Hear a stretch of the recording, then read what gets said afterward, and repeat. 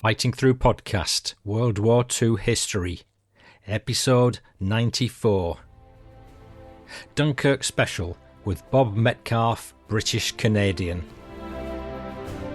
More great unpublished history. My dad grew up in New Guinea. He once told me a story of when, long after the war had ended, he went for a walk in the jungle and found an old Japanese supply depot with all the remains. Seconds before we hit the beach, we were hit by a mortar. I was thrown against the side of the craft, and as I pulled myself together, I noticed the Padre fishing about in the scuppers. We'd already taken in quite a lot of water, and it was blood red. Our position somewhere outside of Dunkirk took a direct hit from enemy artillery. My right leg was shattered below the knee. I also had a gunshot wound in my back in the shoulder. As we shuffled our way along, there were 4 British destroyers lined up on the East Mole: Havant, Basilisk, Grafton and Grenade. All 4 ships had just arrived at full speed from Norway to take part in the evacuation. Hello again, and another warm welcome to Fighting Through World War II History. I'm Paul Cheel, son of Bill Cheel, whose World War II memoirs have been published by Pen and Sword in Fighting Through from Dunkirk to Hamburg. This podcast features tanks, lanks, yanks, blitz, Brits, bombs and beaches, rattles and battles, Aussies and Canucks, tales of yore, veterans galore, scenes where the New Zealand ACAC is going berserk and Bren gunners are on the boil, big ships, little ships, submarines and sappers, war games from Captain James and Little Savannah waving the banner, Dunkirk, D-Day, Kokoda and kisses. POWs, PBIs and pilots, Japanese and Germans, interviews and memoirs. Learn, laugh and cry. Have fun, chum, and have some gum. Fighting Through Podcast, where the real war history is. There you go, that's my new show summary. I hope it entertained at least for once. Stanley Allen, a British rating on HMS Windsor, was embarking troops off Dunkirk. A file of Scottish soldiers wearing khaki aprons over their kilts and led by an officer with his arm in a sling approached the ship. The wounded officer called out to the bridge, "What part of France are you taking us to?" One of the naval officers replied, "We're taking you back to Dover." The Scotsmen were disgusted and said, "Well, we're not bloody well coming." They promptly turned round and went back to continue the war with the Germans on their own. That was this month's surprise opening to the show from the France and Flanders Facebook page. There's a link in the show notes. From now on, I'm going to try and kick off every show with a surprise story. Today, I've got a memorable Dunkirk special with a shipful of family memoirs and anecdotes, anchored by a terrific fighting memoir by British Canadian Bob Metcalfe, sent in by daughter Sue. Bob served with the 4th Green Howards throughout the war and around the globe, so keep your 18 set tuned in for more from him. And that's coming up soon. Before I get into any storytelling, I'd like to refresh your memories about Dunkirk, just briefly. It's famously known for the fighting retreat through France and finally the evacuation from the shores by fighting ships and ferries, ably supported by the famous flotilla of little ships. Of course, my dad was evacuated on the Lady of Man ferry, and you'll have heard about that in episode 1. The British Expeditionary Force, the BEF, moved into France in September 1939 when Britain declared war on Germany for invading Poland. My dad was there with them, preparing an airfield as part of a Labour battalion in the Territorial Army Reserves of the Green Howards. On 10th of May, Hitler had invaded west from Germany through Holland, Belgium and France, forcing the British and French to retreat. The Dunkirk evacuation ran from 26th of May 1940, and on the 27th, the day after, the BEF settled around Dunkirk with half of the 1st French Army. 5 French divisions set up roadblocks near Lille, about 50 miles inland. They held out for 4 days against German panzer divisions, and this allowed the Allies to set up a defensive perimeter and wait for evacuation. On 4th of June, the Royal Navy made one last attempt to rescue as many French rearguard as possible. And later that day, the German forces hoisted the swastika over the docks. And now I'm going to steam straight into a Dunkirk story that'll get the episode off to an exciting start. This is a memoir called The Manxman. It's on the Culture Vannin Facebook page for the Isle of Man Manx Heritage Foundation, and it's used with their permission, and it's called The Evacuation of Dunkirk. What else? And it's by Tom Courtine. In the evacuation of Dunkirk, I was both mate and second mate of the TSS turbine steamship Manxman for the whole week. This was because the original mate had had a nervous breakdown on the first run over to Dunkirk. There was quite a lot of action going on at the time around Dunkirk, so I had everything to see to and organise. The Manxman did 4 runs to Dunkirk, and one of them she could not have been credited with, as on arrival off Dunkirk at daylight, the operation was cancelled owing to very heavy shelling. The 5 other vessels with us were turned back by a destroyer, the Lady of Man being one of them. But as we were in the lead, we were never contacted. This was mainly due to the thick early haze and heavy smoke drifting down over the channel from the burning oil tanks. So we entered the harbour not knowing we were on our own.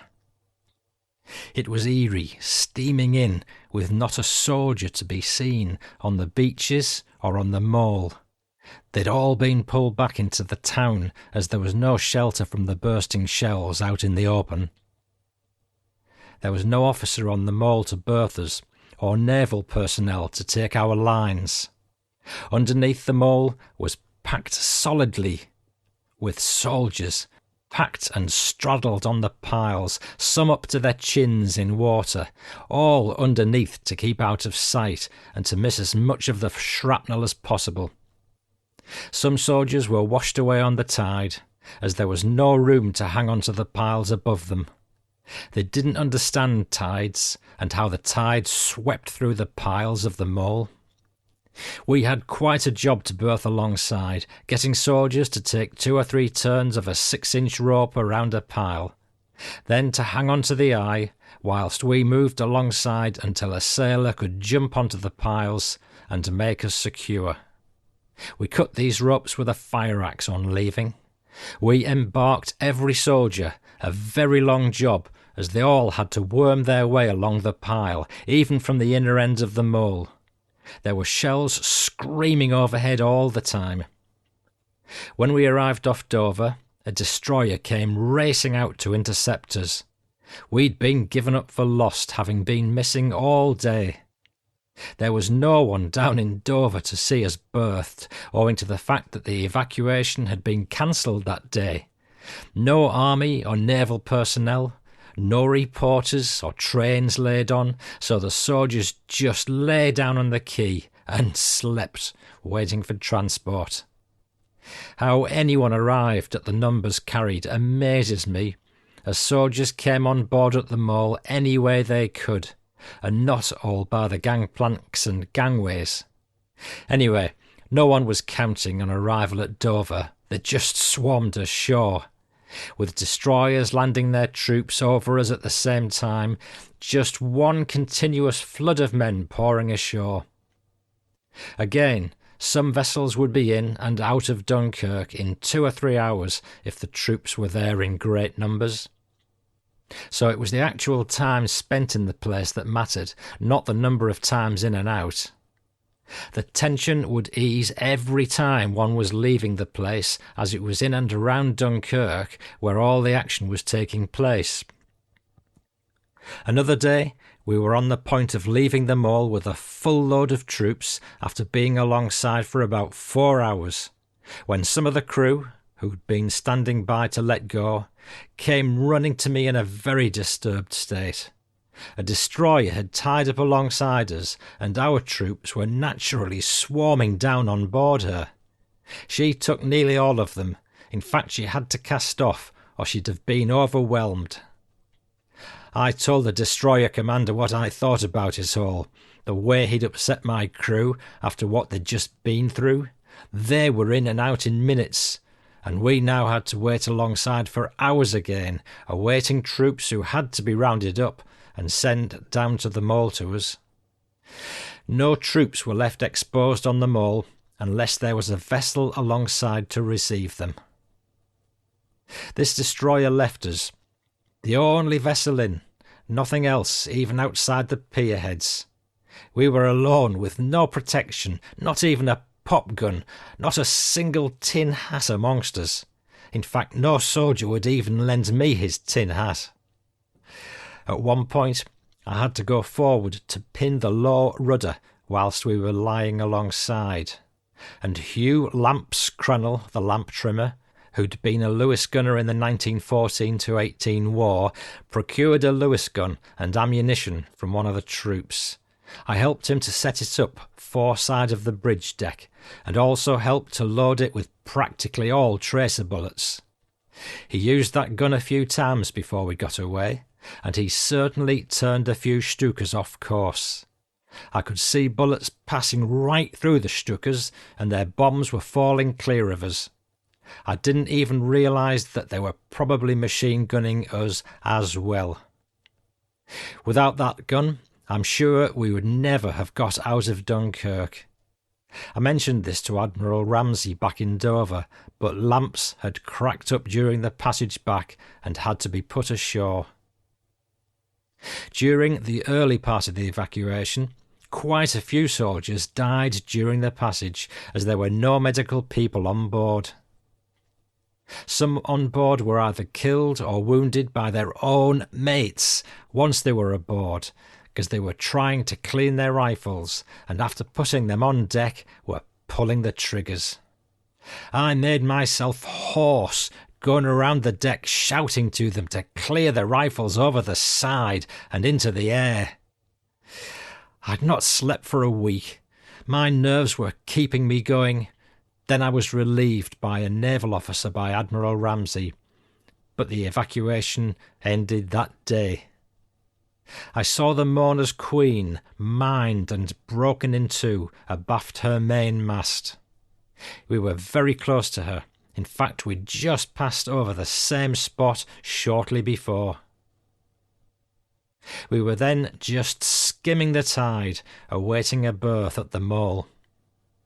We also stopped several times on our passage to pick up soldiers who were tied to rowboats, lifeboats, across the channel. These jobs took time, sometimes right in the Dunkirk area.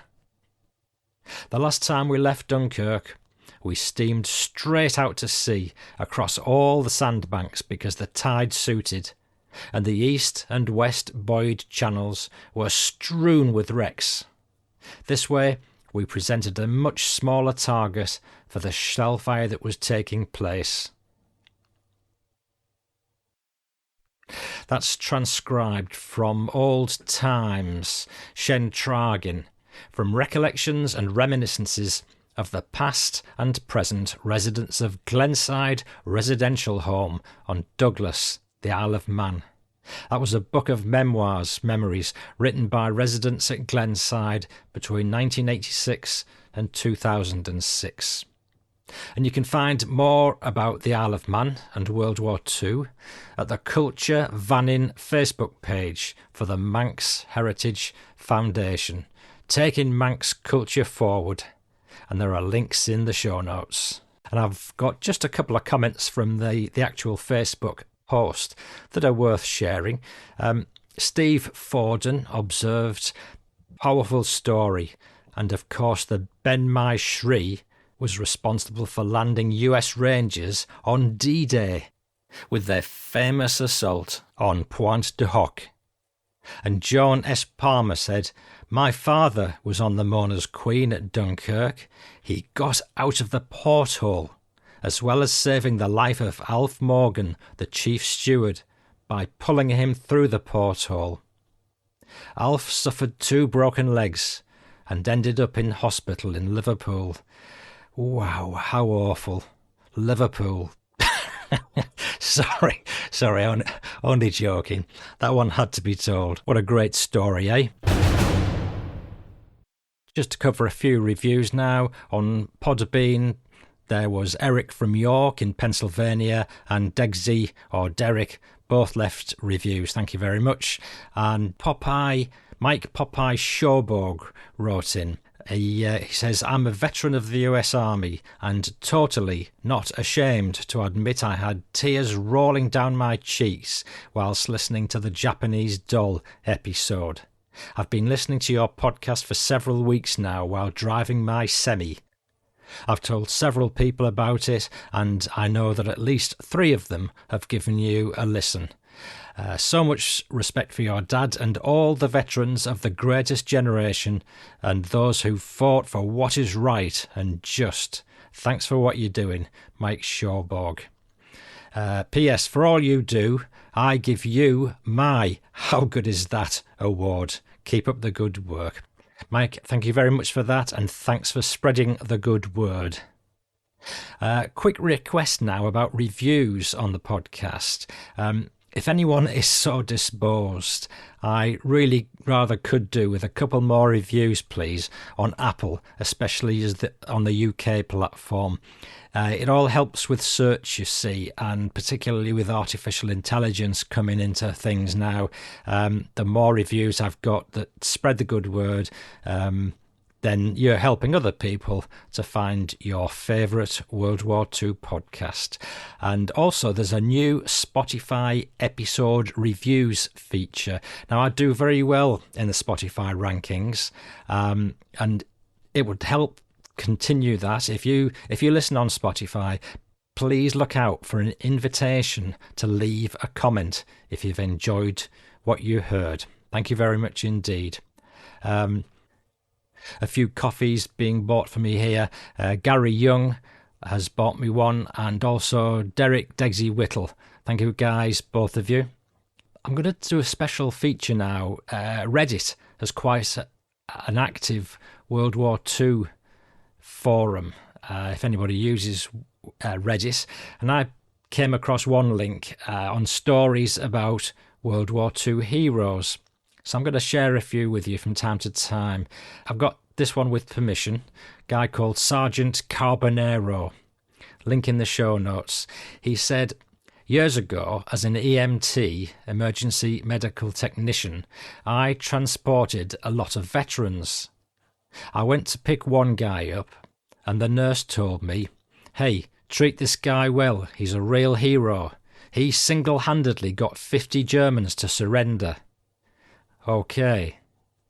So we're transporting him, and I say to him, I hear you've got a story to tell. He says, well, yeah, we were fighting these Germans, and it was towards the end of the war, and I knew a little German from high school, so I yelled over at them, hey, we've got cigarettes and food. You can either put down your guns and surrender, or you can die. And I guess they knew the odds, so they all surrendered. Those vets were so tough. I'd go and pick them up, and I would ask if they had any aches or pains I should know about. Nah, they'd always say.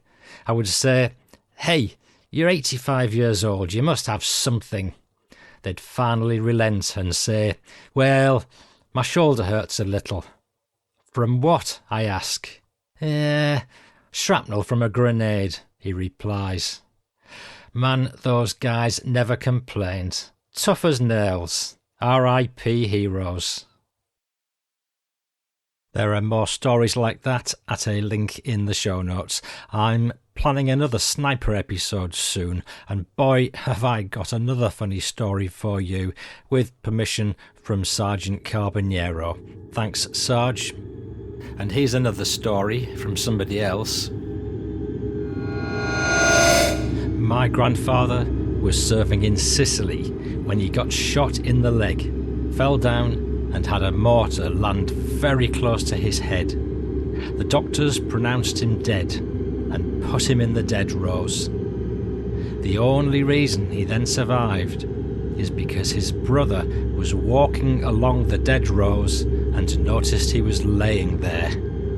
As he was looking at his brother, he realised that he was still breathing. My grandpa ended up surviving and living into his 70s. Seth Vader, Reddit. And that was from the Reddit WW2 forum. Links in the show notes. I've got an absolutely massive number of family stories to share with you today, and I'm keen to keep the show moving, so here's one that Merv Williams sent me. Hello, Paul. Thank you for creating this podcast. It tells in real terms extraordinary tales of supposed ordinary people, and I believe my father was one of those people. And I've compiled a short document detailing his exploits in the Royal Navy during the Second World War. And this is what Merv said. I, Merv, grew up as a typical child of the 60s. An avid watcher of World War II films and having a great fascination for anything military. My bedroom was filled with models of tanks and battleships and numerous aircraft hanging from the ceiling. When I wasn't making these plastic model kits, my nose was buried in books and comics such as Victor and Commando. I remember those. There were many trips with my like-minded friends to the Imperial War Museum, a short bus ride away, or more ambitious trips to the Tank Museum in Dorset or the RAF Museum at Hendon in the summer holidays. They say that sometimes you don't see the obvious, and I was to find out eventually that the greatest source of real history was in front of my very eyes, my own father, William Basil Lewis Williams, affectionately known as Bal. He was from a small seaside village in rural Pembrokeshire, Wales, and his father served as a naval gunnery officer in the First World War, who was mentioned in dispatches for his accurate surveying of the beaches at Gallipoli, and went on to master ships for the Blue Funnel Line after the war. My father volunteered for the Royal Navy and began his service in May 1942. After initial training, he was posted to HMS Drake in Plymouth to train as a sick berth attendant. This was to have a strong significance for him, as his only sibling, Dewey, had also been posted to Drake, only to be killed by German bombing in April 41. Dewey was one of nearly 120 men killed within a 3-day period. My father went on to receive further medical training at HMS Assegai in Durban. One of the few times he mentioned the war was when I was watching The Longest Day on a Saturday afternoon at home. He walked in after his customary lunchtime pint and merely said, "I was there," before he walked out. Another similar episode was when I wanted to watch Tora, Tora, Tora. My father became visibly upset and swore under his breath before walking out. He was later heard saying to my mother, "I hate the Japanese." This was strange to me, as he was a foreign exchange manager at a Japanese merchant bank in the city of London. Unfortunately, He succumbed to his third heart attack, dying at the age of 50 in 1973. I was 13. He had never heeded the advice of his doctors, who told him he must lower his cigarette intake. His smoking started when he was in the Navy and must have helped him cope with the stresses of 4 years of active service. It was only then that I started to investigate my father's services, having found his medals in an old suitcase. The set of 5 included the Pacific Star, the Italy Star, and the France and Germany Star. He'd served on HMS Fernmore, a boom defence vessel. This ship had been at D-Day, having towed a Mulberry Harbour from Scotland, thus explaining the France and Germany Star. Perhaps he thought his war was over after D-Day, but it was not to be. His ship later joined the British Pacific Fleet, who saw heavy action, including kamikaze attacks, in May 1945. He was demobbed in September 1946, returning home to Wales. He later went on to travel to the Caribbean, meeting my mother, and moving to London in 1960, where he remained until his death. My father was a quiet man who never raised his voice to anybody. He had strong moral values and a tremendous inner strength. Bal passed away nearly 50 years ago, but I still think of him every day. Merv, thank you so much for that, and what a great depiction of your dad's war. And you're in good company with most people, including me, who wish they'd asked more questions when their dads or mums were still alive. Almost everyone who writes into the show says the same thing. There are some photographs of Bal in the show notes. Bit of feedback from Kevin K in the USA. This is my fourth time listening through. Great job. And Chris Henris, who listens to the show almost daily, said, I'm the grandson of a German soldier and nephew and great-nephew of many others. My family moved to the USA in 1960 and I was born 1966. I served in the US Marine Corps and then moved to Australia in 1987. I served as an officer in the Australian Army for 10 years. I love military history and look forward to an audio edition of your father's book, as I never have time to sit and read much, and find I can listen to audiobooks while doing other tasks. Do you have any idea when the audio version will be available? Thanks again. Here's a link to my grandfather's story, and listener, I've put that link in the show notes. Best regards, Chip Henris, Melbourne, Australia. And Chip continues on saying, I just finished the audiobook of Save the Last Bullet. My uncle Franz, who's still alive, born in Austria, was 15 years old in the Hitler Jugend. He was captured by Americans and sent home on a bicycle.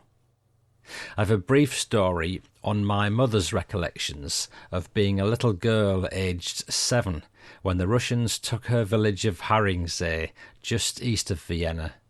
She said they were all hiding in the cellar and that the village was being defended by kids from the Hitler Jugend. She remembers vividly one of the boys dying outside of their house and calling for his mother. He is actually in a grave in the cemetery there, and I've visited many times.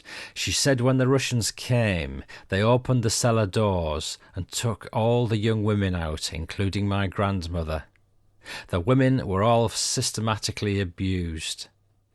Being a little girl, my mother said she was always treated kindly by the Russians, and that lasted throughout the occupation.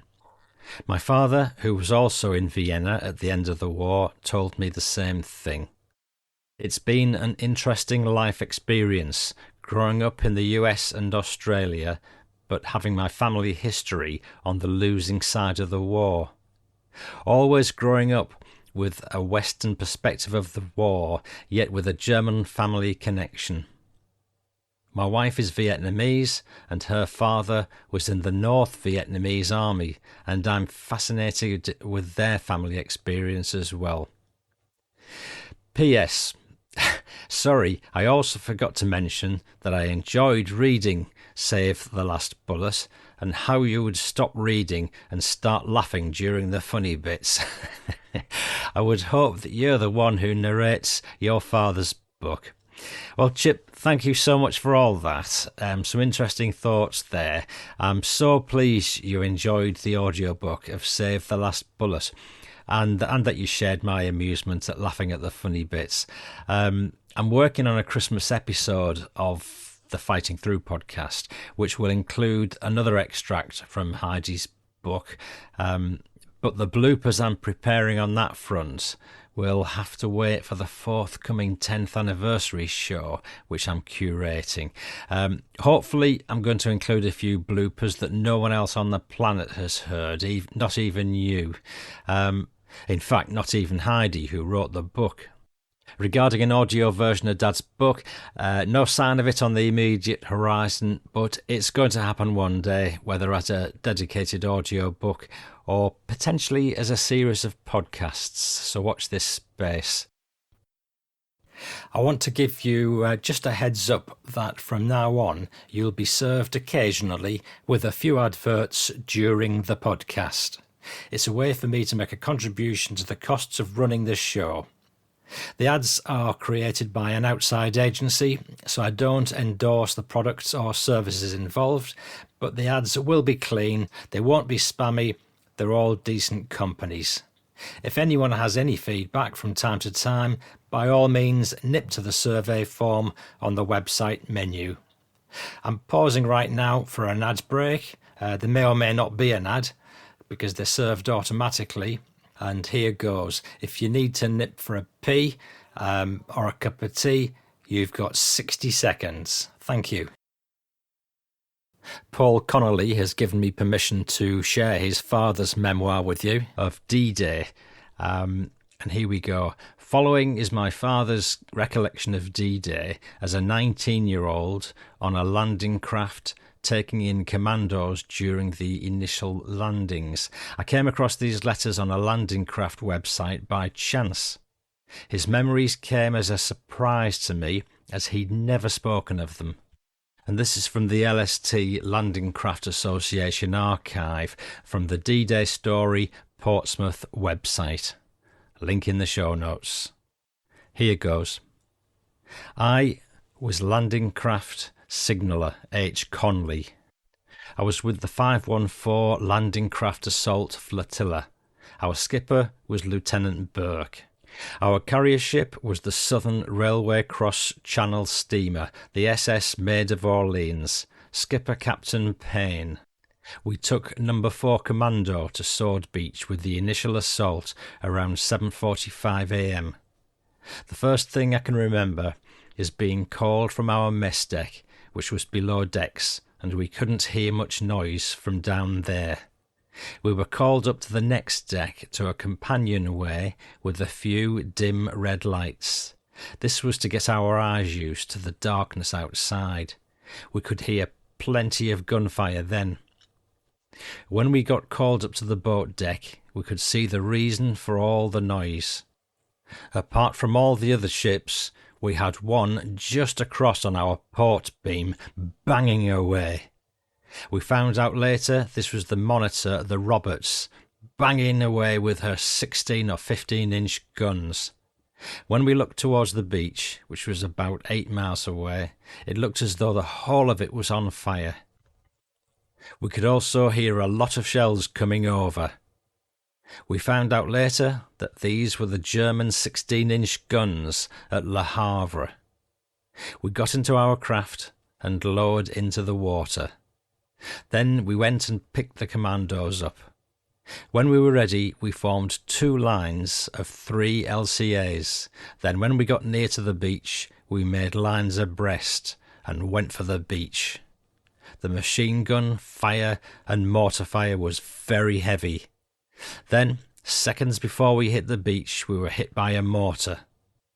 I was thrown against the side of the craft, and as I pulled myself together, I noticed the commando's padre, who was standing behind me, fishing about in the scuppers. We'd already taken in quite a lot of water, and this was blood red. What had happened was the force of the explosion had blown his false teeth out. He found them and put them straight back in his mouth. By now we were on the beach, so my fellow seamen and myself opened the steel gates and lowered the ramp. The commandos, without any hesitation, were away like greyhounds. With the commandos gone, we raised the ramp, and it was only then that we got a chance to see exactly what had happened.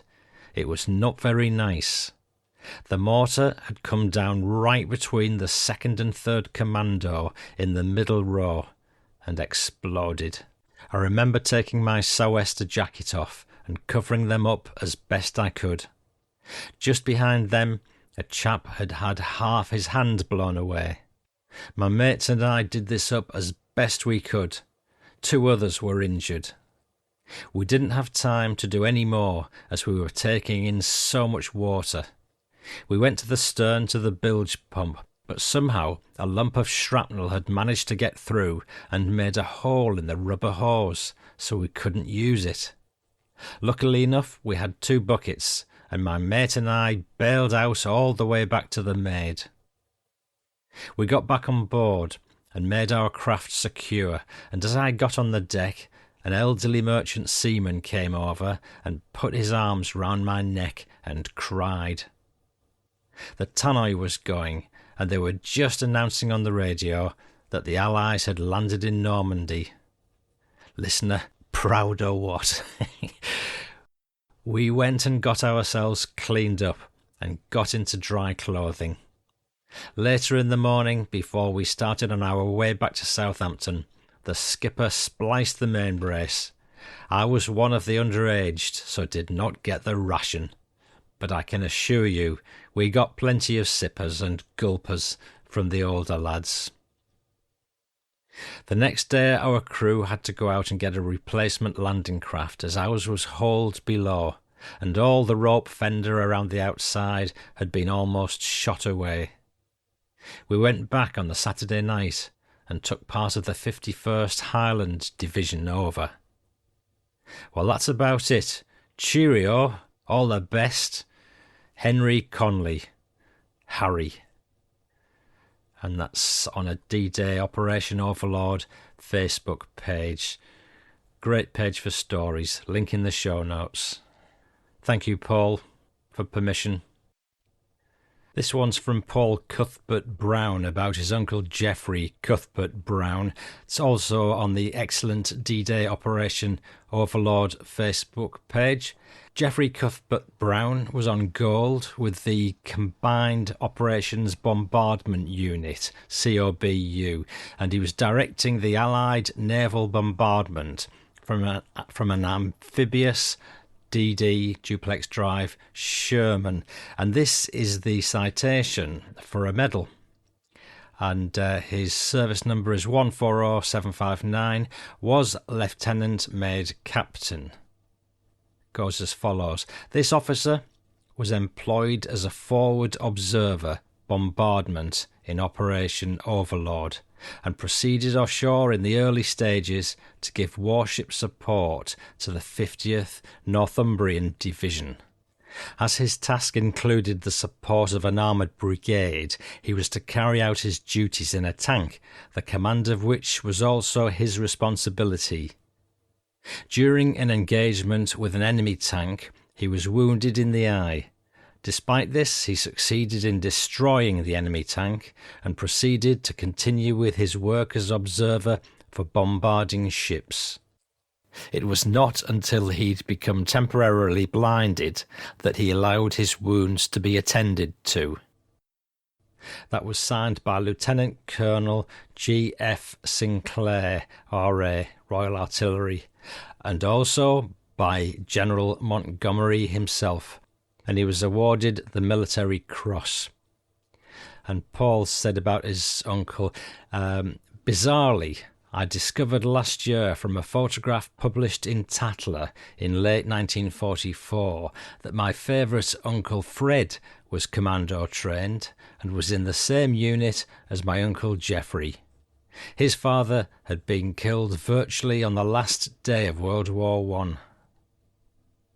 The COBUs get precious little mention in the histories, but those guys were right at the bleeding edge, either at the front of the action to see the enemy and call down bombardment, or behind the enemy, having been inserted prior to D-Day, a role it turns out my Uncle Fred was employed on multiple times during North Africa and Italy, and prior to Normandy, where he was also present on D-Day.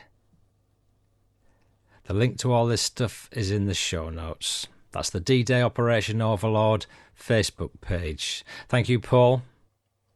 I've got a couple more family stories to share with you from Wayne Howard from Norfolk. His granddad Fred fought in both World War I and World War II. Years ago, Wayne's granddad told him that during the Normandy campaign in France, he was on patrol. A kid came running out of a bombed-out house, waving a gun. He had no uniform, but he was running towards them. A few soldiers shouted for him to drop his weapon, but he didn't and kept running towards them.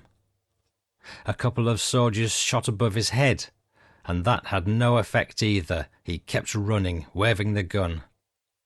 Then Fred said, "So I just shot him." The incident haunted me for many years after the war, but it was either him or me, as far as I was concerned, and we'd gone through far too much to give people the benefit of the doubt.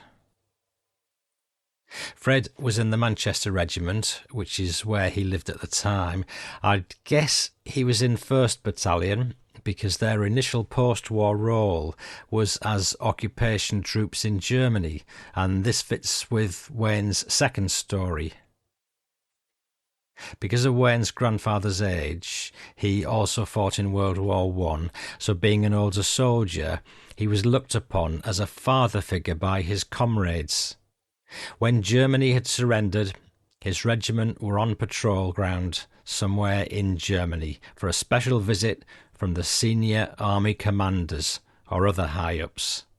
One commander was inspecting the troops and stopped at Fred because he wasn't carrying a rifle. When he challenged Fred, he said, "I've been in 2 world wars, and I'm not going to fight another one, and I'm not going to shoot anyone, so I don't need a rifle anymore." The officer didn't really react, but just walked off, and no charge was forthcoming. Thank you, Wayne. I originally come from Normanby near Middlesbrough, so I keep an eye on a Facebook page called The Friends of Normandy, just to see what's going on and see occasional photos of the place. So literally the other day, taking a break from preparing this podcast, a Dunkirk special, majorly featuring the 4th Green Howards, what should pop up but a family story from Paul Salvin. My chin hit the desk and my eyebrows hit the ceiling, because the story was also about the 4th Green Howards in Dunkirk, and it's called On the Road at Vimy Ridge, and Paul wrote as follows. Just wanted to share this story that I found from my granddad a few years ago when looking through some archives. He was Albert Edward Mead from the South Bank area and moved to Normandy in the 60s. He died in 1982 when I was only 1 month old, so I never really knew him. The story pictures the scene when soldiers were being forced back to the coast of Dunkirk at the start of World War II, and I believe he lost his middle finger on one of his hands at some point on this journey. But this is my family story and why we take time to remember them every November. And this is from Paul Salvin, Normanby, Middlesbrough. Here's the story, and it's a very sad one, to be honest. On the road at Vimy Ridge, May 1940. This is a true account of what I experienced on a particular day during the war and what happened many years later. You do not have to believe me, but as I tell it, it is the truth. It was late in the month of May. I can't tell you the day or the date. I only know that it was during the withdrawal of our company, A Company, 4th Battalion, the Green Howards, towards the coast and eventually Dunkirk. We'd been continuously withdrawing from the German forces, and at this particular time had had no food or rest for 2 days and nights. We were trying to make some progress along this road which runs at the foot of Little Vimy Ridge towards the crossroad that goes to the mining town of Lens. I knew the area pretty well because we'd been around here before May the 10th, on route marches and the like. It could have been just after midday because the sun was high in the sky and it was scorching hot, but other than this, I don't think that anyone really knew, and I think far less cared. My lips were cracked with dryness, and my mouth was parched with thirst, tired and hungry, just the same as all the others on the roads. We were about half a mile from the crossroads, and had come to a complete halt. The roads were choked with refugees, and on each side of the road at this stage were deep ditches, although they were dry because of the hot spring weather. Men, women and children were a pathetic sight, and it was really heartbreaking when they cried out for help and for food, but more so when they asked for something to drink for the children. They expected a miracle, but we were in a similar plight to themselves. At this stage we were not allowed to rest, but we had to press on at all costs, if at all possible. Ahead of us we saw the Stukas dive-bombing somewhere near the crossroads, and there was the crying and screaming of the women and children. Then, from out of the sky, behind us, flying at about 100 feet, came 3 screaming Messerschmitts, and at the time I was not aware of the guns blazing away. I watched them turn and wheel in the clear blue sky, ready for the return run. As they did so, everybody made a dive for the ditches at the sides of the road.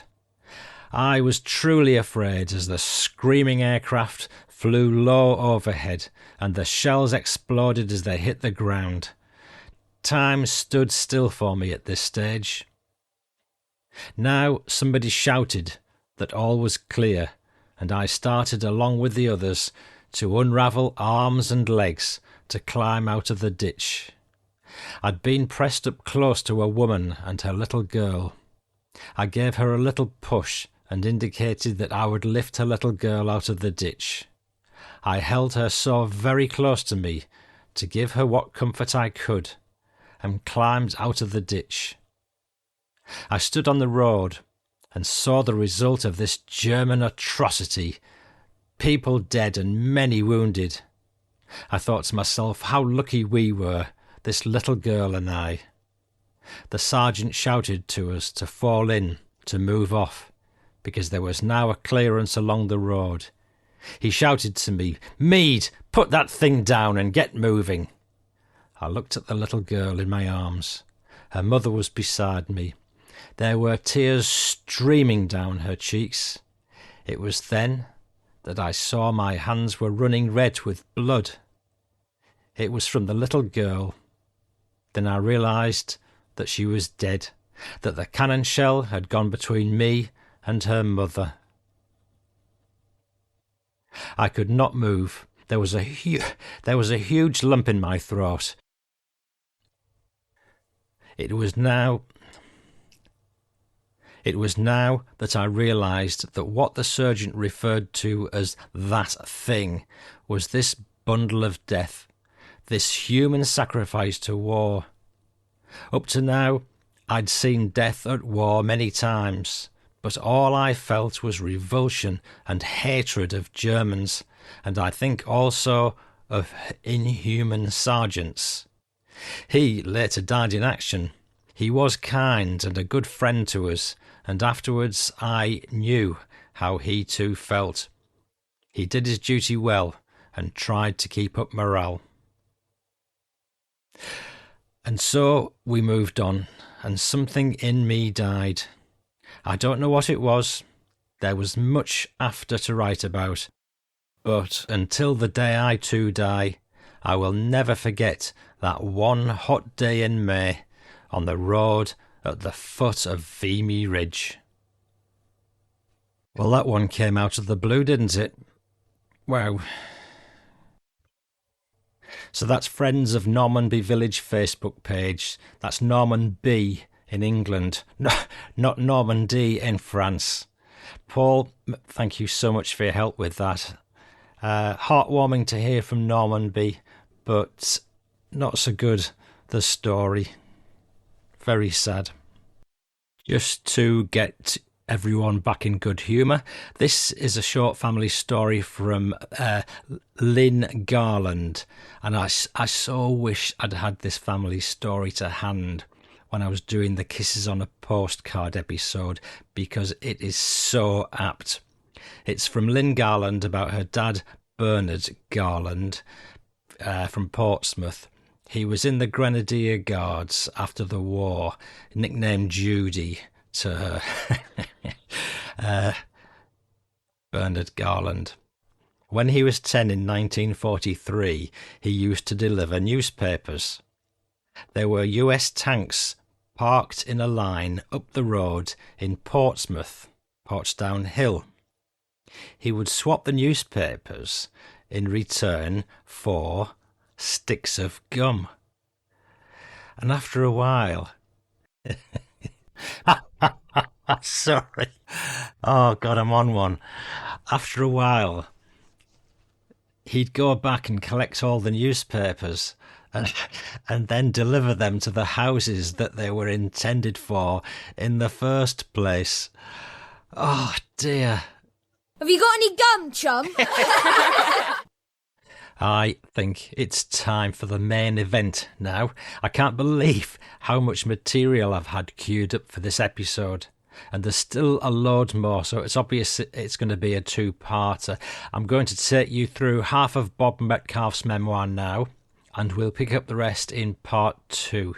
Hope that's okay.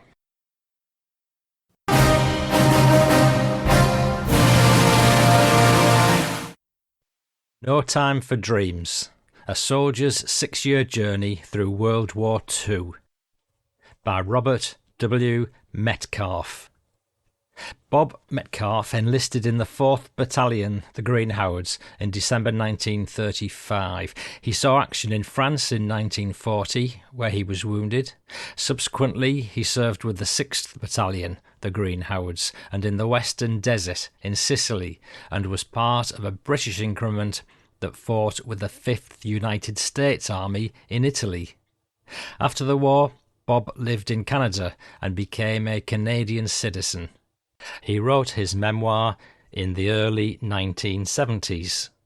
Daughter Sue said, "Dad read me several preliminary chapters of his stories, which I'd heard all through my childhood. He asked me what I thought, and I said, 'Go for it.' He went silent for 2 years, meaning he did not talk about what he was doing. He had so much in his head. I realised just how hard he worked. Never expected to receive my autographed copy in hand 2 years later. He was a remarkable man." Dad self-published through General Store Publishing House, and he originally sold about 2,000 copies from the trunk of his car, often 3 copies a day, and made a small profit. He was a salesman by profession, and the books became his calling card, and kept him talking for 8 more years, until he died at the age of 90, sharp as a tack. So this is No Time for Dreams, A Soldier's 6-Year Journey Through World War II by Robert W. Metcalfe. Adjacent to Richmond, where I was born and raised, was Catterick, the second largest military camp in Britain. I grew up seeing soldiers marching down to the train station where wives and sweethearts tearfully bade them farewell to assignment overseas in the Far East. India mostly, but also places like Malta and Egypt. It was a stirring sight, one to fire the imagination of an impressionable lad yearning to travel. We even had an engine called the Green Howard after the local regiment. During the 1920s and 30s, between the wars, the recruits were required to attend St Mary's Church on Sunday mornings, where I was a chorister. They'd march down steep Barracks Hill behind their band, enter the church and take their places in the section reserved for the military. Before holding the normal service, the minister would first recite the regimental prayer in front of the Green Howard's chapel. After church, the troops would line up in Frenchgate, an old cobblestone street, and march off with the band playing some well-known military tune, which would be concluded at the foot of Barracks Hill. As the hill had a very steep incline, the side drummer would keep the step by a single tapping as the soldiers climbed to the barracks gates, at which point the bass drummer would take up the double beat and the band would break into the Bonnie English Rose, the Green Howard's regimental march. At this, the troops straightened up, shoulders back, arms swinging to the popular march that over so many years has been part of the tradition and pride of the regiment.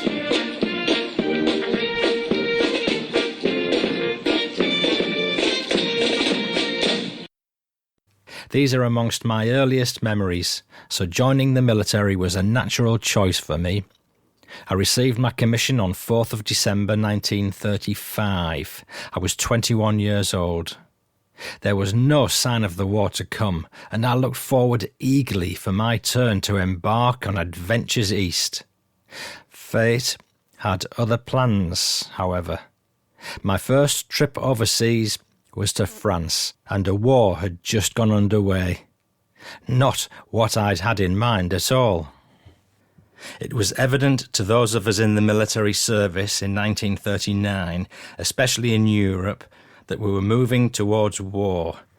It had been 25 years previously that we went to fight the good fight, and now the battle storm clouds were on the horizon again. There were some who said the harsh conditions laid down by the Allies after World War I were the prime cause we faced hostilities anew. I held the rank of lieutenant when war was declared, and was detachment commander of the Richmond contingent of D Company, 4th Battalion, the Green Howards. I had about 60 enlisted men of varying ranks under command. Battalion HQ had been established in Middlesbrough, some 30 miles from Richmond. My detachment had been ordered to concentrate in Middlesbrough at the drill hall, there to join with other detachments and companies of the battalion which had been scattered across the northeast corner of North Yorkshire. Our role at the outset was civil defence, defending seaports in the area from sabotage and possible civil disturbance, for which we had no idea what the enemy had in store for us. The area of North Yorkshire and South Durham to which we were posted contained one of the most important industrial complexes in the United Kingdom, commonly known as the Billingham Synthetic Works. Originally named Brunner Mond after the Dutch and German founders, it had been renamed Imperial Chemicals Limited just prior to the war, as it was felt an anglicised name was more appropriate for the times. 3 months prior to the declaration of war, Joachim von Ribbentrop, German ambassador to Britain, and later German foreign minister, had visited the works, so it was now believed this would be a primary target for the Luftwaffe. Its protection became a priority. Billingham itself was a company town, and as such the company controlled its administration and its sensitive production with strict security. Now, as a defensive measure, it used one of its own products. Containers of a liquid chemical were dispersed throughout the town and industrial complex, which, when ignited, produced a curtain of thick black smoke to blanket the area and foil enemy observation of its key target. It became the duty of each household nearest the containers to ignite a cap on the container lid when the red alert air raid warning sounded. Wow. Fortunately, this plan of action never had to be carried out under actual air raid because, as history records, it was never the intention of the Germans to destroy this valuable asset. Instead, it was within their plans for use after Britain had been conquered, so Billingham was neither bombed nor sabotaged. I was sent to France in early January 1940, representing 4th Battalion Green Howards, on reconnaissance in preparation for 50th Division being concentrated on the Belgian frontier. Our party of about 50 sailed from Southampton under command of Major P.V. Guy, 5th Battalion the Green Howards, and after an uneventful channel crossing we arrived in Le Havre. As we went about our preparations, we were temporarily attached to the 2nd Battalion of the Sherwood Foresters of the 1st British Infantry Division, commanded by General Sir Harold R.L. Alexander. It was around this period that we met reconnaissance parties of 1st Canadian Division, who were reconnoitring for similar purposes. Our instructions were to make note of anything that might be useful to the battalion when it arrived in France. One thing I noticed was the lighting used for night driving. The headlights of the trucks were shielded to screen them from air observation. However, this reduced the driver's visibility to no more than about 5 feet, and there'd been a lot of rear-ending as a result. To compensate, a small spotlight was attached to the underside of the truck, which shone on the differential near the rear. As this could only be seen by the truck behind it, the integrity of the headlight screening was preserved, collisions were reduced, and transport moved faster. This tactic was so effective, it was adopted by the whole of the 50th Division. In fact, the entire Commonwealth forces eventually used this form of camouflage, such a small thing, yet so very vital to survival. Some weeks later, we travelled south to rejoin our units, which had arrived at Cherbourg and were concentrated in the Le Mans area. 50th Division began its move toward the Belgian frontier on 5th of February 1940. It was intensely cold and the roads almost impassable, but none of us was in a great hurry. Our dashing about the French and Belgian countryside wouldn't begin for another 3 months. Our first stop was near a section of the Maginot Line. Listener, the Maginot Line was a line of concrete fortifications and weapon installations built by France in the 1930s between France and Germany to deter invasion by Nazi Germany. In 1939, the British had sent 5 regular army divisions to France, known as the British Expeditionary Force, the BEF, led by General Lord Gort, VC, in support of the French. 50th Division was part of GHQ Reserve, and thus were the BEF. In turn, the BEF was under French command and went down into the Maginot Line 1 division at a time, alternating with a French division in order to get experience on what the line was all about. 50 Div, however, was a motorised division with only 2 brigades instead of the usual 3 of an infantry division. As a motorised division, we were not required to take a turn in defence of the Maginot Line. Instead, we set out some 10 miles each morning to walk all day digging trenches and anti-tank ditches as a continuation of the Maginot Line. and returned to our billets at day's end for our evening meal. It was dog's work and was all fairly routine for the next 3 months when we were relieved by another unit. During this time, we were billeted in the small agricultural town of Wavrin, near Lille. Our commanding officer, Colonel Norman Littleboy, conservative by nature and also by political persuasion, was what you'd call in England a gentleman farmer. He farmed a sizable acreage in Thirsk in Yorkshire County, which was well known to the Canadians of the 6th Royal Canadian Air Force Bomber Group, who were stationed on airfields in that area. Littleboy had noted the enormous amount of scraps being tossed out daily by the company cookhouses, and resolved to make the most of this, as any good farmer would. He organised a contest. 12 piglets were purchased. 2 were given to each of our 4 rifle companies in the battalion, and 2 each to HQ and support company. The object of the exercise was to feed them from the cookhouse swill, and the company whose pigs gained the most weight over a month would be awarded a cash prize. I guess my unit A company had the advantage, for most of my men came from rural areas, whereas the other company's personnel were from the industrial areas around Middlesbrough, whose livelihoods were derived from the steel and shipbuilding industries. I selected 2 men who'd raised pigs as a vocation to supervise the care and feeding of our little porkers, which soon waxed fat.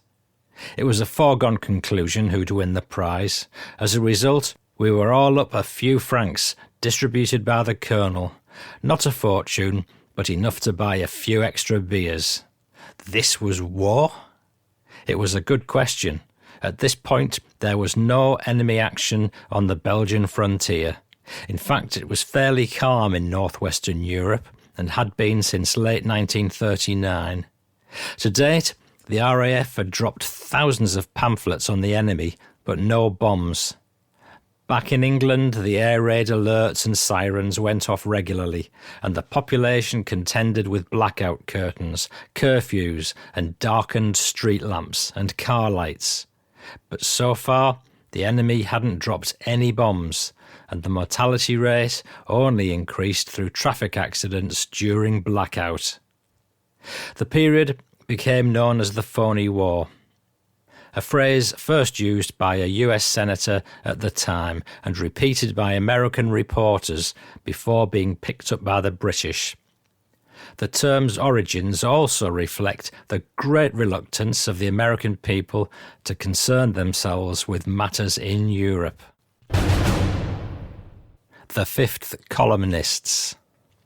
Hindsight, they say, is always 20/20, but during these early days we were unaware of the French Fifth Column and treated the French population as friends, believing that with the Entente Cordiale, France and Britain were united in the cause of defeating a common enemy. Only in retrospect could we later look back and realise there were times when certain individuals had acted rather strangely. Specific instances which should have put us on the alert. A couple of such incidents come to mind. On one occasion, when we were moving out to another location, I was in the process of giving the movement orders to my platoon commanders when the owner of my billet came up with the pretence of saying farewell. He was, in fact, trying to look over my shoulder at the map, at the same time asking our destination. On another occasion, I had to go to the dentist with a throbbing toothache. My interpreter made the appointment. The young woman in a white coat I took to be a dental assistant turned out to be the dentist. I thought I only needed a filling. Alas, my interpreter translated the dentist's edict that the tooth had to come out. As I was suffering a fair amount of pain, I said, "Go ahead," thinking that at least she would freeze my mouth. Not so. Instead, she produced a pair of pliers and yanked out the fated fang with cool disregard to my howls. Obviously anti-Brit, if not an out-and-out fifth columnist. Normally, the officers of the battalion were billeted with French families. As we went out on working parties each day, we left our kits in the billet. It would be easy for the owner of the house to search our equipment for any telltale information useful to an enemy. And again, in retrospect, this undoubtedly occurred. But these days of playing at war were numbered. The game was about to turn serious. From the 16th of May until our rout at Dunkirk, we were continually on the move, often without rations, battalions separated from their brigades, companies and platoons fighting for long periods on their own. It was a time of chaos and confusion, of fear and determination, of heroes and traitors, of fight, flight and death, condensed into 2 weeks of mayhem. Here is what happened. Into action. On 16th of May 1940, 150th Brigade under Brigadier C.W. Hayden was ordered to the Lessines area on the Dandre River in Belgium. The 4th Battalion had an uneventful journey from Wavrin, and we arrived just before dawn on the 17th at Lessines. There we manned the bridges and took up positions to cover the river crossings. But these defence preparations were soon abandoned when on the 18th, 50 Div received orders to head for the Arras area in the south. The concept of trench and static warfare had just gone out of the window with Rommel's blitzkrieg at Sedan, where he broke through our lines, seriously threatening our southern flank. We didn't know it then, but this was the start of our retreat to Dunkirk. We set out about 6 a.m. on the 18th and marched over 30 miles along a dusty road under a hot sun. Refugees plugging the way. We spent the night on a town near the Escaut River, still in Belgium, where mass of confusion reigned amongst a fleeing population. Bridges had to be blown up, boats sunk in the canal, and other deterrents set to hamper the German advance. Shortly after 9 a.m. on the 19th, orders came to move further back, and 150 Brigade continued just after noon to the defence of our southern flank. The day-and-a-half journey took us past Lille and Wavrin, from where we'd set out only 3 days earlier. Road congestion worsened, but troop transport was again available.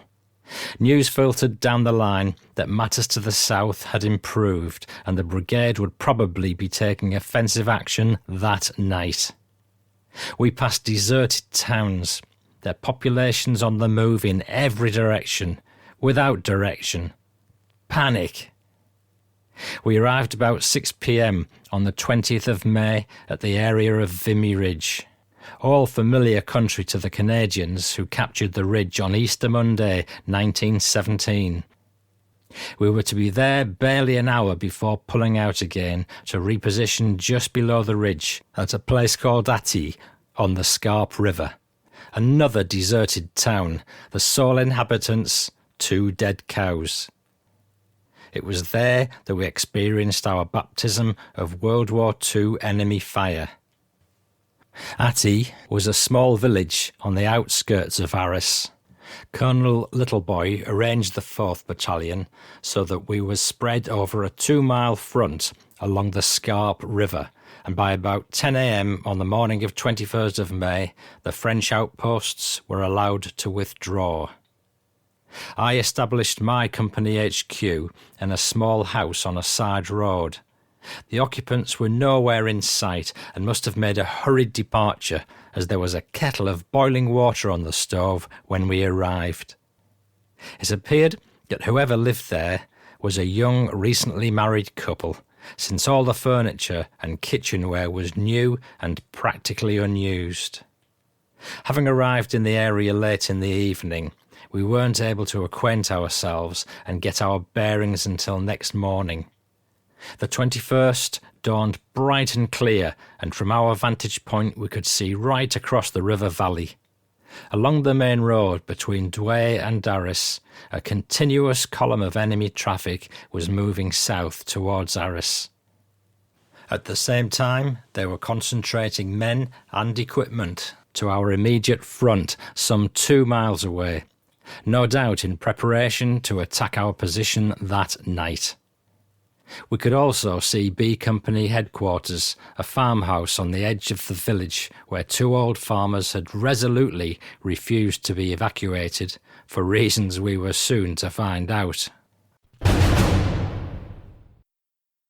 For the next day or two, there was some air activity, mostly German reconnaissance planes and ground patrols on either side, scouting the enemy and getting a feel for the lay of the land. In the afternoon of 22nd of May, Little Boy ordered an O Group conference at Battalion HQ, so off I went. It was during the meeting that all hell let loose, and we took refuge in the basement. We were subjected to heavy artillery and mortar fire, strafed by Heinkel 3s. When the barrage subsided, Little Boy called a halt to our meeting and advised us to return immediately to our company locations. In his experience, the enemy normally attacked in force following an artillery barrage. We'd better be ready. It was on my return to A Company HQ that Company Sergeant Major Alga Salvin informed me of an incident concerning the 2 farmers who were occupying B Company HQ. It seems that while I was at Battalion HQ, Salvin, who'd continued surveillance, noticed a skylight open on the roof of the farmhouse. Up popped one of the farmers, who began waving a flag at a German reconnaissance plane circling overhead. It was 5 minutes later the barrage had begun. I promptly notified B Company commander, who disposed of the occupants of the farmhouse in short order. They were shot. This was our first realisation of 5th columnists. It was a nasty lesson. Enemy action ceased. An uneasy night passed. My friend Ian Donkin commanded B Company. Ian lived at Gisborough near Middlesbrough in North Yorkshire and was the son of a local ship owner. He'd been educated at Winchester School and Oxford University, where he represented the latter as middleweight boxing champion. He later became middleweight champion of the Territorial Army. Needless to say, he was an aggressive individual. His earlier experience in the Maginot Line was now sorely needed, and he was appointed carrier platoon commander. He went out with the fighting patrols, swanning for Huns. We'd been taking quite a beating, until finally all Brencan carriers except one had been demolished or damaged. But the sorry state of our equipment was not about to stop Ian. Plainly, he wanted more of the enemy, and nothing would hamper his patrol. There was a section of no man's land which contained a grain silo, and he decided to climb it for a better view of the surrounding area. He climbed the outside rungs and reached the top when he spotted a couple of Germans ducking out of sight through a lower trapdoor in the silo. Ian was down in a flash and commandeered the CO's mobile armour, the sole remaining carrier for the chase, flushing the enemy out and setting them on the run. He was an inspiration to the rest of us, but fell foul of our CO for that particular stunt.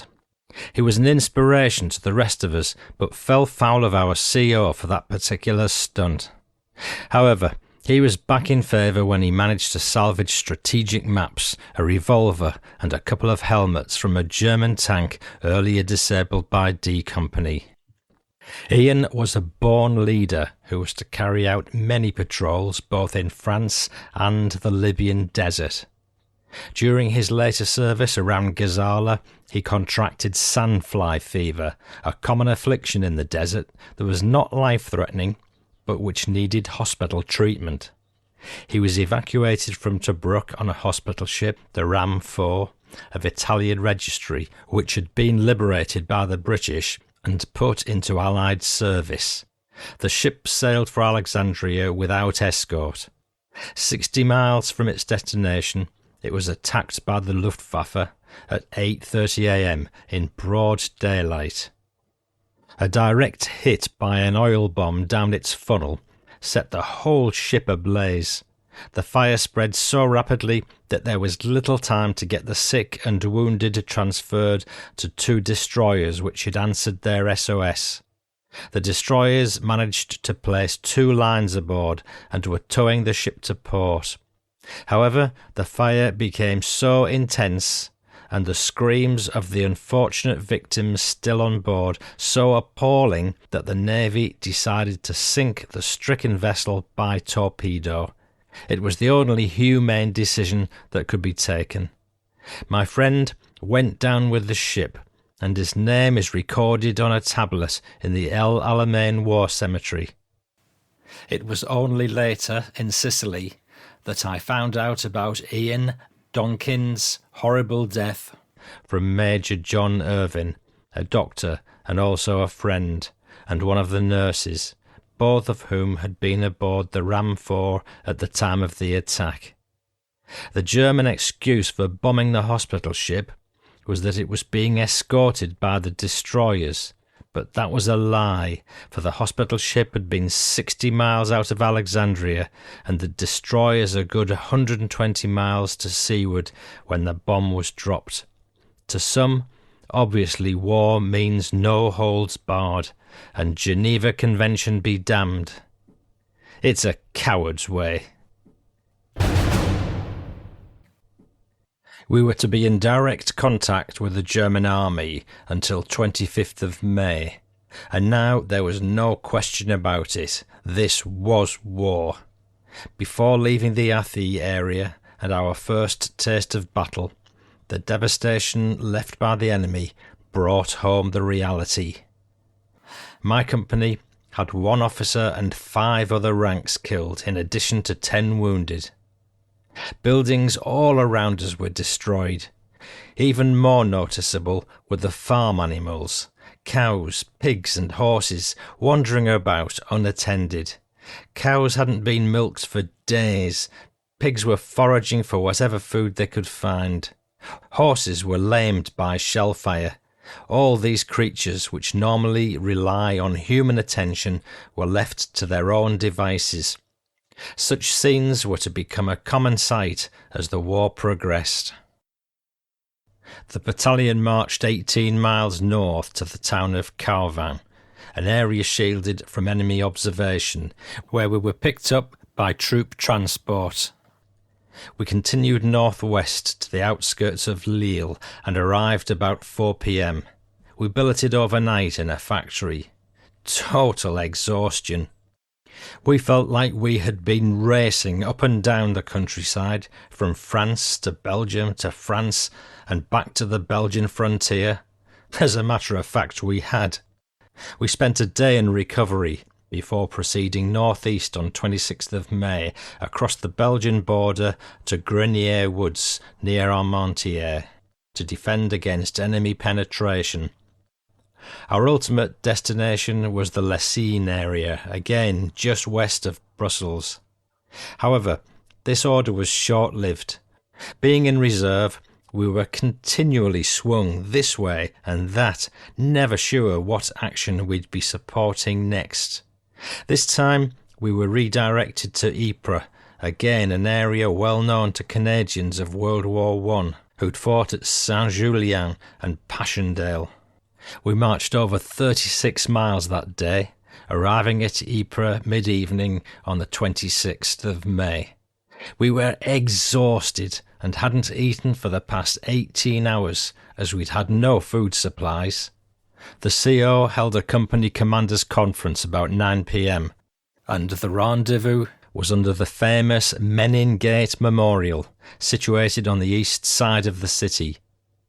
The population had evacuated the city hours before our arrival.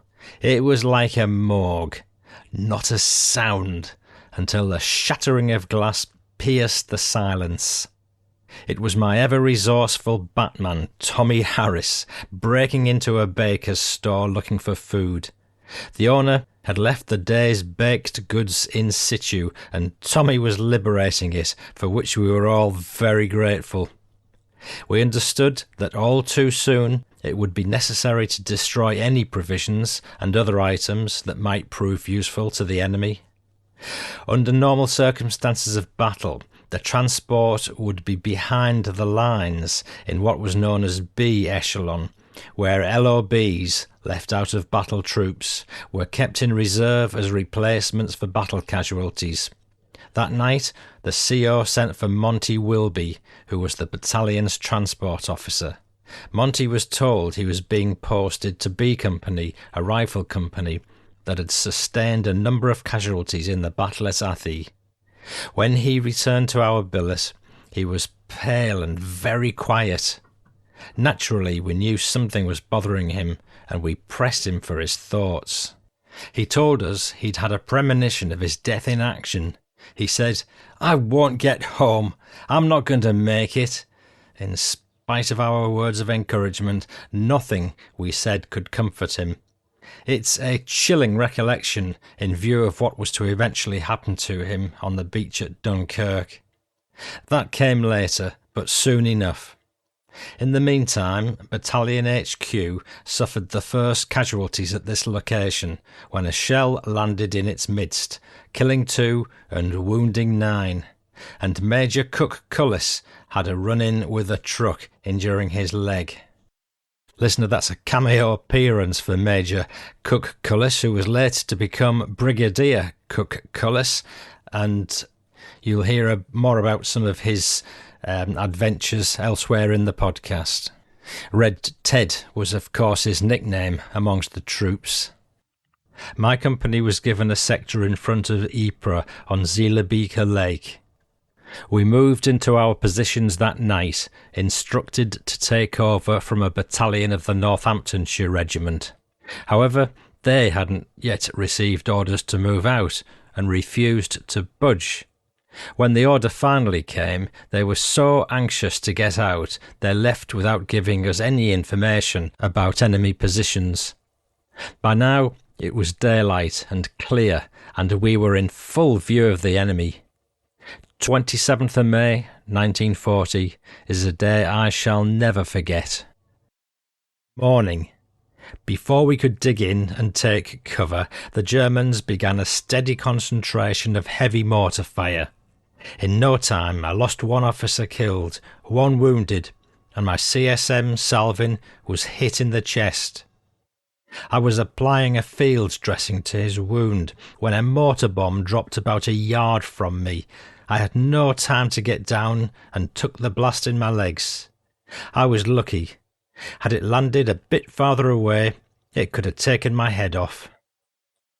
The peculiarity is that you don't hear a mortar bomb coming as you do a shell which whistles from its more direct angle of flight. I still can't decide which is more frightening, the one you hear or the one you don't. Salvin and I were taken to the Regimental Aid Post, the RAP it was known, and this was in the basement of a house on the outskirts of Ypres. It was at the RAP where I came across Major Ian McKinley, a comrade from my neck of the woods back home. He was one of those injured at Battalion HQ the night we'd first arrived. McKinley was a doctor, but had rejected the medical corps in favour of staying with the boys on the line. I never saw McKinley again, although I know he survived the war. After having our wounds dressed, Salvin and I were evacuated by ambulance with 3 other casualties from A Company to the casualty clearing station on the other side of Popperinga. We were told to head for Dunkirk, as all casualties were going back to England. Afternoon. We passed through Popperinga, heading west towards Dunkirk. There didn't appear to be a great deal of traffic on the road, although we could hear the roar of enemy planes overhead and a crump of bombs behind us. Then the ambulance started to slow down. I was sitting with my back to the driver, so I shifted myself around in time to see a German Mark III tank in a ditch by the side of the road. I had only made a casual observation of the situation when there was a flash from one of the tank's machine guns. Bullets whistled through the ambulance. Our driver jumped out and ran for cover, abandoning us in the middle of the road. The tank gunner had only fired one burst. We sat there for about 20 minutes. It seemed an eternity. Sweat trickled down my spine. My more seriously wounded comrades seemed oblivious, or perhaps resigned. The tank guns remained silent. Then our driver crept back, and I told him to head back to Popperinga. Turning around in the middle of the road, we half expected another burst of gunfire, but there was none. I have to believe that the tank gunner had not seen the small red cross on the front of the ambulance, but when he got a look at the large red cross on the side, he decided to observe the Geneva Convention rules. During the short time it had taken us to leave and then return to Popperinga, the town had been flattened by the Luftwaffe. There were bomb craters in the streets and dead civilians everywhere, but there was no time to think of bodies. Only two facts registered in my mind. First, we seemed to be in a fast-closing vice with the enemy behind at the east and on both sides. We'd have to dip and dodge our way westwards. Second, the bombed-out Popperinga roads made the going so tortuous we would have to try another route to Dunkirk, or risk arriving with dead comrades.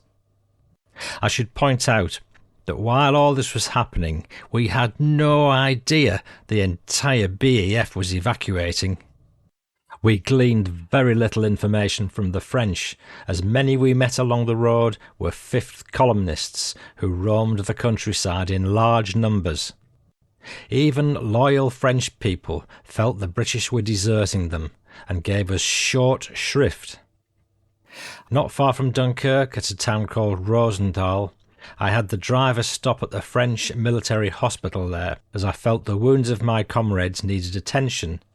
Our party was simply pushed on through without further medical help, which added bewilderment to everything else we were experiencing. One French officer told us that the Germans now occupied Dunkirk, and it was useless trying to enter that town. In order to circumvent Dunkirk, I instructed the driver to backtrack to the La Panne-Bray Dunes area, a coastal resort up the beach near Ostend. There were several small fishing boats dry docked on the beach when we arrived there, and with the help of some passing stragglers, we sheltered under one of them. Listen to shades of Dunkirk movie, if you've seen that. Evening.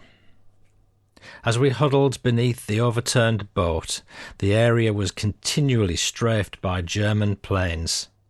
Occasionally, we saw dogfights between our Spitfires and their Messerschmitts. It was heart-wrenching to watch some of our own planes shot down. We felt completely helpless.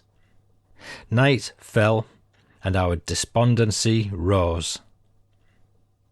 We'd been without food all day and night of 27th of May 1940, and our hunger exacerbated our wounds. The 28th dawned gloomy, and it rained intermittently. I decided we should attempt to reach Dunkirk, which I figured to be about 5 kilometres from where we were now. Traffic became heavier as we entered the perimeter fences around Dunkirk, and, to our astonishment, a French military policeman directing traffic bitterly informed us that the BEF was evacuating. This was the first inkling we had that British troops, other than the wounded, were pulling out. He added that it was safe to make the attempt to get to the harbour's east mole, so we pressed on. We soon rounded a bend in the road to a scene of utter chaos, Tens of thousands of troops heading for the beaches with only one thought in mind: to get on a ship for England. We approached this mass of humanity and worked our way towards the jetty, where two Royal Marine Commandos with rifles and bayonets fixed stood at ease at the entrance. They ordered all the troops to queue up and proceed in single file only, or you don't go. All the wounded were to board first, so there was no shortage of volunteers to assist. There was continuous gunfire from the anti-aircraft defences warding off dive-bombing Messerschmitts. And all units now converging on Dunkirk concentrated their guns in defence of the perimeter, making it unhealthy for intruding enemy aircraft. As we shuffled our way along, there were 4 British destroyers lined up on the east mole: Havant, Basilisk, Grafton and Grenade. All 4 ships had just arrived at full speed from Norway to take part in the evacuation. This had followed a difficult decision by Churchill. The British Navy had been in defence of Norway, now practically overrun by the Germans, but the impending disaster in France surpassed that situation. It was the following day that Churchill would plead to all owners and masters of small craft to go to the rescue of the BEF. Each of the destroyers carried a normal complement of about 145 crew. Now, however, they each had 1,500 troops on board in addition to the crew. The Havant and Grafton had loaded up and were just pulling out as the Basilisk and Grenade were still embarking their tired and motley human cargo. I remember looking at my watch as we struggled up the gangplank of the Grenade.